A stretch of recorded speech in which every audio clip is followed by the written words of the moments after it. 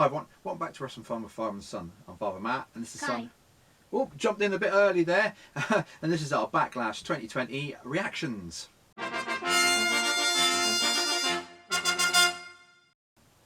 Yep, just watched Backlash 2020. This is going to be a very, I think it's going to be a very opinionated video about Backlash. Some people are going to like this, some people are going to hate this, but it is just my opinion and Kai's opinion about what we think about Backlash. Mainly, the majority of the matches I'm just going to skip over because there are a few talking points that I'll go more in depth about. I think started off. I didn't watch the pre-show to be honest, but it was Apollo Crews who retained. Let's say not much to that to be honest. I didn't really see that any movement there. Though Kai, you did think Andrade might win it back, so it was quite an interesting thing. Started off with a triple threat tag team match. Alexa Bliss, Nikki Cross versus the Iconics versus Bayley and Sasha Banks. I thought this was a bit strange at the beginning when we had the introduction of Bayley and Sasha Banks. They did this sort of interview with Sasha Banks and Bayley, and then Sasha went to do music started playing. She went out to do her entrance. They did a split screen, and then Bayley was sort of talking all over her entrance. I thought that was a bit weird how they done that. The ending was really, really strange. You had, I think it was Peyton Royce who received Twisted Bliss from obviously Alexa Bliss. Sasha Banks then sort of slides into the ring, breaks up the count, and just sort of rolls her up. Nothing. There was no impact from the Twisted Bliss to Alexa Bliss, like she was selling that she was actually hurt or anything like that. It's just that was just how it sort of ended. And Sasha Banks and Bayley, they retained. No dissension or anything like that as well. I just thought it was really, really weird. Sheamus versus Jeff Hardy next. Again, there's that Jeff Hardy's an alcoholic, and they were playing on that storyline. Only for then Sheamus to actually get the win, which is a bit strange. I thought that Jeff Hardy might get a bit of redemption here, but oh well. Next, Asuka versus Nia Jax for the Raw Women's title. Ended in a double count out, so they're obviously going to have another match. This was not that great a match, to be fair. Next, Braun Strowman versus The Miz and Morrison in a 2-on-1 handicap match for the Universal Championship. There was this weird sort of promo at the beginning with Miz and Morrison where they showed a music video. That was really, really strange. But in the end, as we kind of knew, I kind of thought there'd be inter-team fighting here because only one can pin Strowman to win the championship. That's what happened. Morrison went for the pin. Miz broke it up. Then he realised, oh no, I shouldn't have done that. And then Strowman capitalised on that and got the victory. Next, Drew McIntyre versus Bobby Lashley. MVP is Bobby Lashley's manager. This is for the WWE Championship. I knew how this ending was going to go. It's so predictable. I knew that Lana would come down. There'd be a bit of dissension between her and MVP. Lashley would get distracted. There'd be a Claymore kick from Drew McIntyre, and then he would win. And that's kind of what happened. It was what it was. Drew McIntyre said that he was going to have the championship for a long time. I think he could potentially have that belt for a long while. As I've said before, I think they're going to wait for some crowds. Who knows when them crowds are going to be back? That's the thing. Then we have one of the elephants in the room. The Street Profits were supposed to face the Viking Raiders for the Raw Tag Team Championships. That didn't happen. They had this weird cinematic brawl thing that just, to me, you know, WWE had done these cinematic brawls ever since the pandemic has started, and they had no crowds. They had to think outside the box and do these sort of movie camera type matches or sequences, and they did that really well at WrestleMania, I think, with the Boneyard, and the John Cena Bray Wyatt Fiend one was okay, not as good as the Boneyard. But now they're sort of jumping the shark, and they aren't as good as what they were. The Money in the Bank wasn't that great. That was really, I thought that was poor. This one was even worse in my eyes. It was terrible. There was like music over it that sounded like I thought the Avengers were going to run in and they were going to assemble, because that's what it sounded like, Marvel music in the background.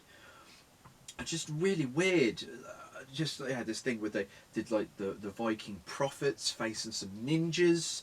It was really terrible. What did you think of it? What did you think? Did you think it was good or bad? I think it was both. You thought it was both. You had good bits and bad bits. Mm-hmm. Yeah. Also, I've had some dreams. Yeah. They kept sort of flashing back to sort of where they're doing the bowling and the the golf and eating turkey legs. I just thought it was really, really rubbish. I just couldn't get my head around it. Until there was a big ninja. Yeah, big ninja at the end. With really, a katana. Yeah, that's it. Really, really strange in the end. I just didn't think it worked for me. It did, my opinion, but it didn't really work. And then the main event, which was posed to be the greatest wrestling match ever. The build up for this featured a Panic at the Disco song. Or it wasn't really it's a Panic at the Disco cover of The Greatest Showman's soundtrack, and I do like that song, but do I think that really hyped up this match to be the greatest match ever? I don't think so. It's kind of like a pop song. You've got Edge, who's kind of a rocker. It doesn't really match his style. That was the first sort of gripe I had with it. Let's not take it away from that song. I actually quite like that version of that song. This match went 44 minutes. My biggest criticism of their WrestleMania match was it just went too long, and I feel this one went too long. Let's go through some of the sort of the points as well. We had the referee, who was in kind of an old school sort of shirt with a bow tie, blue shirt, bow tie from like the 80s. Again, why is that? I don't understand why that was a factor in this match. Why did they change the referee's look? They also had this nice little tribute to Howard Finkel, but again, why? Why did they have a tribute to Howard Finkel doing the ring in announcements? This is supposed to be the greatest wrestling match ever. They're sort of doing a flashback to sort of different time, and it's really strange. Again, when they were doing the Howard Finkel sort of introduction, they had a Panic at the Disco song playing again, which again was a bit strange. One of my biggest problems with this, and some people are going to really disagree with me, and that's fine. Some people are going to agree with me, that is fine. The crowd sound. They piped in some canned crowd sound.